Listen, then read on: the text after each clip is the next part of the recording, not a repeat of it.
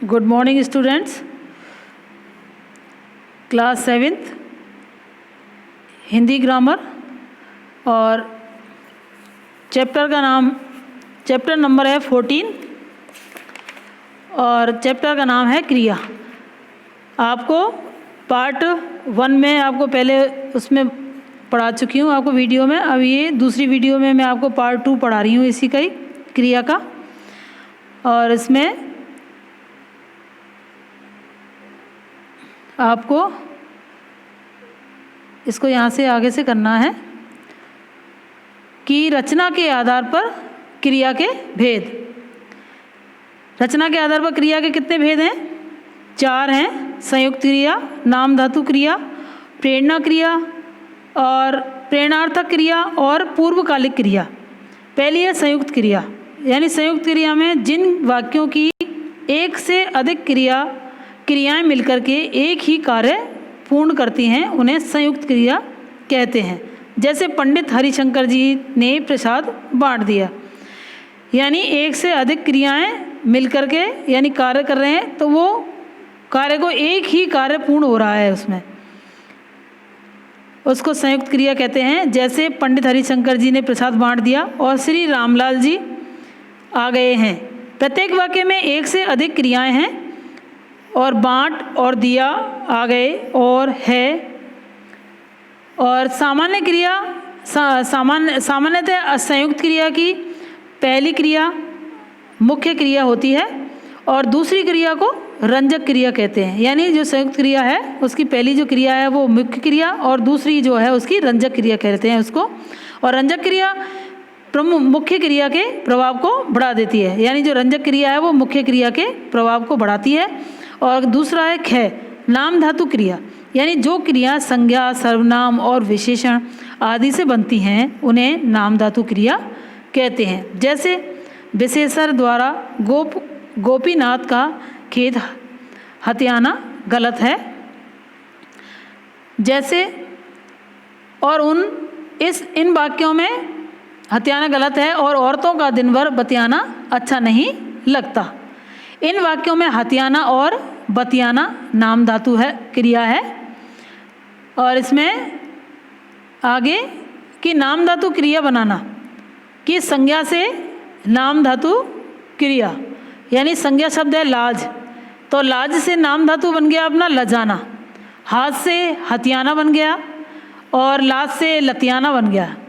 बाज से बतियाना और शर्म से शर्माना, फिल्म से फिल्माना। और आगे इसमें कि विशेषण से नाम धातु तीसरी। और इसमें क्या है कि पहला जो शब्द है ये विशेषण है, जैसे मोटा, तो इसको नाम धातु क्रिया में कैसे बदलेंगे? इसको मुटाना बोलेंगे। और विशेषण 60 है तो सठियाना बोलेंगे और नरम को नरमाना बोलेंगे। अब इसमें पीछे विशेषण शब्द है तोतला तो तुतलाना और गरम को गरमाना और चिकना को चिकनाना। और चौथा है अनुकरणवाची शब्दों से नाम धातु क्रियाएं हिन हिन से हिनाना, थर थर से थरथराना और बड़बड़ से बड़बड़ाना और टन टन से टनटनाना आदि ये क्रियाएं हैं।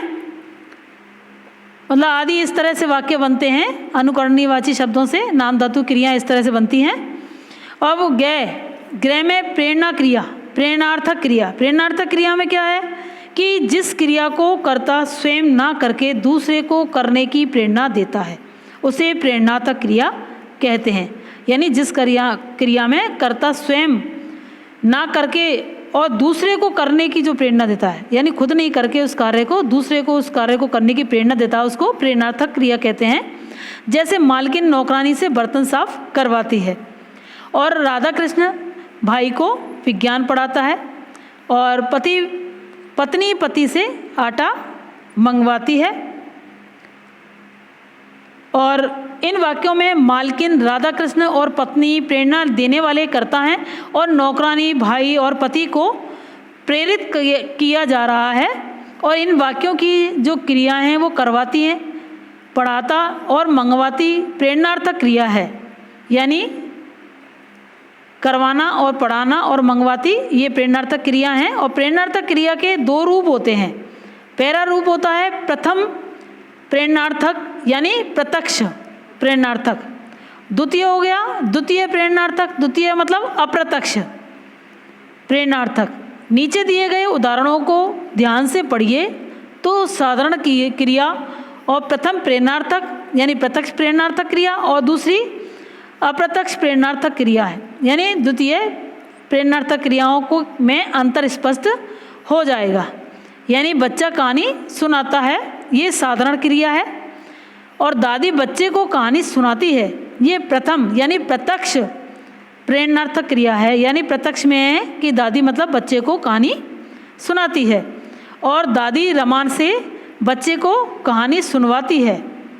तो ये द्वितीय यानी अप्रत्यक्ष प्रेरणार्थक क्रिया हो गई है कि यानी दादी रमा से कहानी बच्चे को सुनवा रही है, यानी किसी के द्वारा कार्य करवा रही है, वो अप्रत्यक्ष हो गया। इन वाक्यों में मूलतः कहानी सुनने का काम बच्चा ही करता है और प्रथम प्रेरणार्थक क्रिया में दादी बच्चे को कहानी सुनने के लिए प्रेरित करती है। और द्वितीय यानी अप्रत्यक्ष प्रेरणार्थक में वह रमा से कहानी सुनवाती है, इसे अप्रत्यक्ष प्रेरणार्थक क्रिया भी कहते हैं। और प्रथम प्रेरणार्थक में प्रत्यक्ष और द्वितीय प्रेरणार्थक में अप्रत्यक्ष क्रियाओं के कुछ उदाहरण दिए गए हैं इसमें, और वो इस प्रकार से हैं कि जैसे मूल क्रिया क्या है, पढ़ना, तो प्रत्यक्ष में प्रेरणार्थक में क्या क्रिया हो गई, पढ़ाना हो गई, और अप्रत्यक्ष में क्या हो गई वो क्रिया, पढ़वाना, यानी किसी के द्वारा पढ़वाया गया। और मूल क्रिया क्या हो गई, लिखना हो गई, यानी लिखने की क्रिया हो गई मूल क्रिया। और प्रत्यक्ष में लिखाना, यानी वो प्रत्यक्ष में लिखवा रहे हैं। और ये अप्रत्यक्ष यानी लिखवाना, यानी किसी के द्वारा लिखवा रहे हैं। चलना मूल क्रिया, प्रत्यक्ष क्रिया चलाना और अप्रत्यक्ष क्रिया चलवाना। मूल क्रिया घूमना और प्रत्यक्ष क्रिया घुमाना और अप्रत्यक्ष क्रिया घुमवाना किसी के द्वारा। विशेष ध्यान रखें कि सभी प्रेरणार्थक क्रियाएं अप्रत्यक्ष सकर्मक होती हैं। प्रेरणार्थक क्रियाएं जो सकर्मक होती हैं, और पूर्वकालिक क्रिया, यानी जो पूर्वकालिक क्रिया है वो किसी वाक्य में मुख्य क्रिया से पहले हुई क्रिया को पूर्वकालिक क्रिया कहते हैं। जैसे सौम्या ने भागकर बस पकड़ी, यानी वो पूर्वकालिक क्रिया हो गई मुख्य क्रिया से, यानी किसी वाक्य में मुख्य क्रिया से पहले, यानी जो मुख्य क्रिया जो हो रही है उससे पहले जो क्रिया हो को पूर्वकालिक क्रिया कहते हैं। यानी उसी टाइम भाग करके उसने पकड़ी, चंद्रकांता ने उठ करके दरवाज़ा खोला, उसी वक्त से वो कार्य हो रहा है पूर्व यानी पहले ही। सूरज ने झुककर प्रणाम किया, यानी इन वाक्यों में भागकर, उठकर और झुककर पूर्वकालिक क्रियाएं हैं ये शब्द। और ये क्रियाएं मुख्य क्रियाओं यानी पकड़ी, खोला और प्रणाम किया से पहले हुई है, यानी जो कार्य किया उससे पहले हुई है ये क्रिया। और सामान्यतः मूल धातु में कर अथवा करके जोड़कर पूर्वकालिक क्रिया बनाई जाती है। अब इसमें आगे इसका अभ्यास दे रखा है।